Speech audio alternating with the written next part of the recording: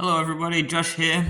Today I'm going to be racing through the contents of the Cavalry box for the RDL faction in EMBER Obsidian Protocol. This is the third box that I'll be looking through from the RDL wave. If you're interested in the core box or the heavy metal box, there's separate videos for those. The core box covers in more detail how I came into possession of these and so on, so it's a good place to start. So let's dive straight into it. First thing, we have the box. Like the heavy metal box, most faces are covered in the various parts in their assembled state. The legs stand out as probably the most significant part in this box, but we'll look more at them later.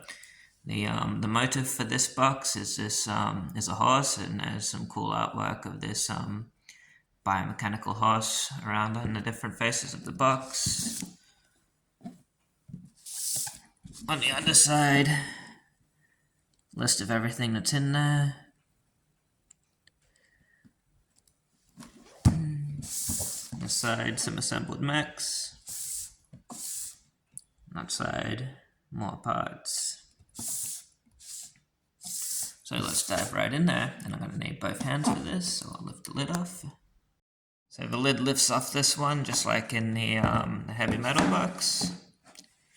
And peering inside, we have the instructions first. Take a quick look, see if anything stands out. So this box doesn't share any parts with the core box or the heavy metal box, as far as I know, whereas the heavy metal box and core box shared the armored chassis and the Kickstarter exclusive sprue, which contains the AC X350 Stratus heavy machine gun, the supporting arm, and the LG P80 backpack, which are Kickstarter exclusives. So the assembly for the backpacks looks pretty standard. Cool parts. Such a simple part, the echoes, but very, very meaningful. Assemblies for the cores looks pretty standard. If you've built a few cores, you'll recognize the internal structure here that's shared between the cores.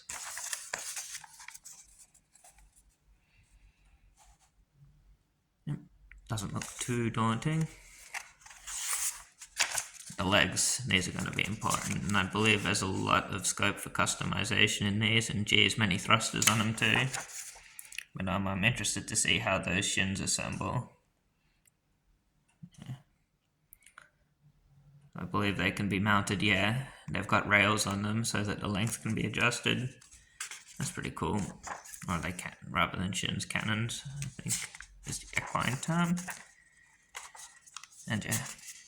All the arms, arm assembly. Again, once you've built a few of these, you recognize the standard parts in them. And detachable magazine in the AC39, that's a pretty cool feature. Okay. Yep. Pretty cool. So we'll set that aside. Next up, the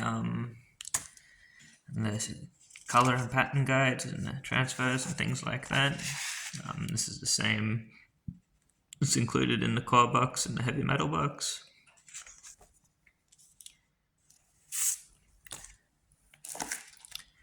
Push pins for the pilot dials. Bases, same as in the heavy metal and core box. Cards with the all-important echoes on the top. And these will be English for the Kickstarter Western version. And this is the Chinese version.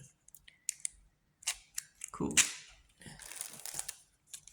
More smoke templates. Cool. Because the Glacier Core and the Lava Core have smoke launchers. Pilot cards. With my all-time favorite Anza on the top. Otherwise, same size and style. More Razor missiles. Bit of a faction-defining weapon for the RDL. This is 3 more Mac control panels. And now we get onto the sprues. So here we have 2 of this sprue, which seems to have quite a few projectiles on it. The defunct grenade, Falcon missile. It's the body of the Falcon missile. 2 sabers over here. And a very important GAC 6, I think, rocket launcher. It's a very important part of the RDL, and it's quite big. Bits of the crossbow here too. Some very fine. I actually don't know what these little things are. Rails on something. Very fine parts. They've survived the journey intact. Yep. Let's grab the next sprue. The sprue looks to have I'll shift the other one. The sprue, 3 of them, so this will be parts for the legs, I imagine, and perhaps shared parts for the cores as well. So yeah, here we can see even more thrusters included on this sprue when there's already a whole bunch of them on the sprue that contains the shared parts for the core, so there will be a lot to stick on those legs. But yeah, a lot of leg pieces here. But also the AC-161 submachine gun bits. Looks like a fairly simple and effective assembly there. Okay, next up, magnets. Plenty of them. And another handy thing to help you orient them. Clear flight stands for the missiles.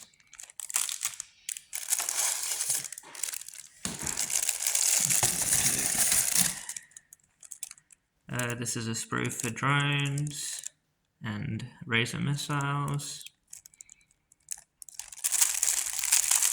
So you can make one drone but you can change it between the 3 configurations for the Mutt drone. Here we have another 2 sprues that will let you build parts of the AC-39 tactical rifle, and then bits of the saber arms as well. Looks like the right arm and left arm has the wrist-mounted cannon, and that's the buckler over there.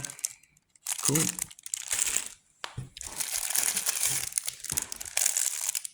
Here we have the kind of standard internal structure for the core sprue.